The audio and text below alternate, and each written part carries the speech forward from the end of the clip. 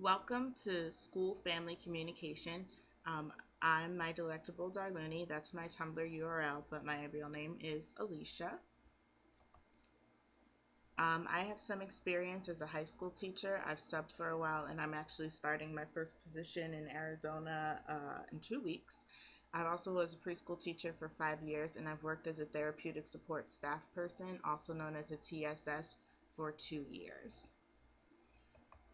Some guidelines that I follow when I'm doing school family communication is to start early, be positive, offer solutions, and to document everything.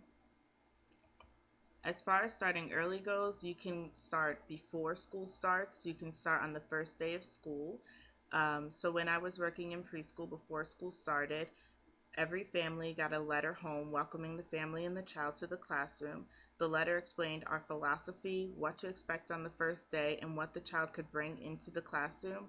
This starts a positive communication early and encourages parents to come to you as soon as possible with any of their concerns. If you can't start that early, the first day of school is your best bet.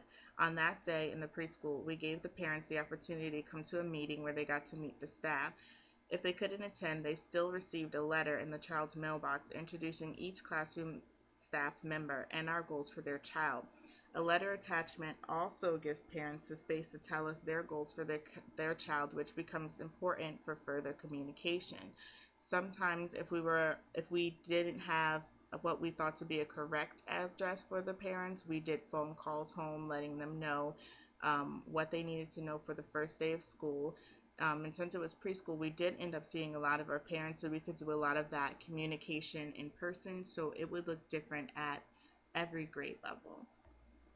The next guideline is to be positive. This is a guideline that I've used in every position that I've had, and it was especially important as a TSS. It's important to remain positive and professional in order to maintain a high level of respect with your families. Always frame the student's weakness in terms of their strength. It shows everyone involved that you are aware of the child's skills and that you have respect for them as a student. It also helps you not to lose hope with that student because you know they have already achieved multiple things and are capable of doing so much more. This guideline is good for everyone involved. It's good for the student, it's good for the parent.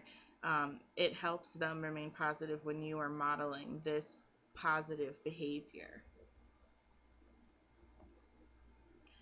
The next guideline is to offer solutions. And when you're offering solutions to parents or student problems, what you really need to think about are these four questions. Is the solution feasible? Does it address the actual problem? Are you a resource to the parent? And will you carry it out in the classroom also? This guideline helps to reinforce teamwork to the parent. It helps to show caring on your part, and it opens the door for more honest communication. The solution to any parent-student problem has to be feasible. It needs to fit into their everyday lives and schedule. It has to address the actual problem at hand. For example, if Johnny is having problems playing nicely with his peers, taking away his toys at home won't address the problem in the long run. Instead, sending home stories and role-playing activities about social behavior will be more helpful to his success in the classroom. In my preschool, we did home activity letters, and this goes back to where we started early and got the parents' goals for their students. The home activity letters basically gave the parent an activity every month that would help their child reach their goal at home. It also gave them information about what we were doing in the classroom to reach that goal, and a sample home activity letter can be found in my folder for this topic on Google Drive. You have to also think if you have the materials that the parent needs, or if you can help or if you can help guide the parent to find the materials that they need to carry out the solution. If possible, you should also do the solution in the classroom. Again, it reinforces the teamwork aspect of your communication with the guardians at home, and you can compare notes, allowing for ongoing conversation about the child's progress. As both a preschool teacher and as a TSS, each family has a folder. In it goes a copy of anything we give them, be it a letter, a resource, or an incident report. Everything goes in the folder and gets dated and coded. We have a code system that allows us to document why that particular item was sent home. It keeps a running record of attempted communication because unfortunately it is sometimes necessary when parents or your administration begin to point fingers. It allows us to protect ourselves, especially in matters of special education and IEPs.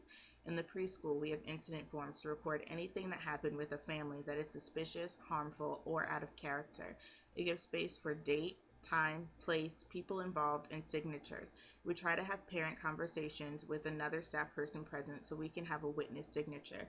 It immediately goes to our administration so they are aware of any potential problems for the future.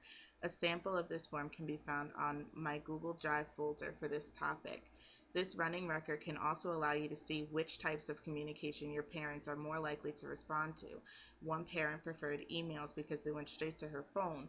You can save the emails and you can print them out and put them in the folder because they already have the date and time on them.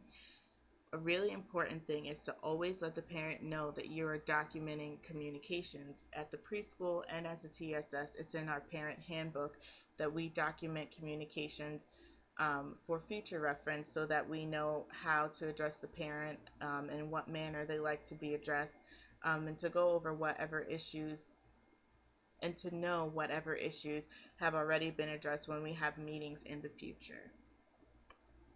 These are some of the resources that I've used to create this presentation. The first one is typically for parents. It's written for parents, but it will help you to model appropriate communication behavior that you would hope to see from your parents. And it can all, if you are a parent, you can use it, but if you're also a teacher, you can use it to help the parents know how to address future teachers or other teachers that they may be having a problem with in the school.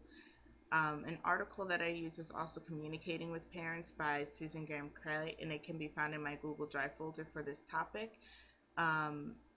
And there will also be a school family communication Q&A, so look for the date to be announced on the EduPD Tumblr, and any other document that I've talked about using personally will also be found in my Google Drive folder. Thanks.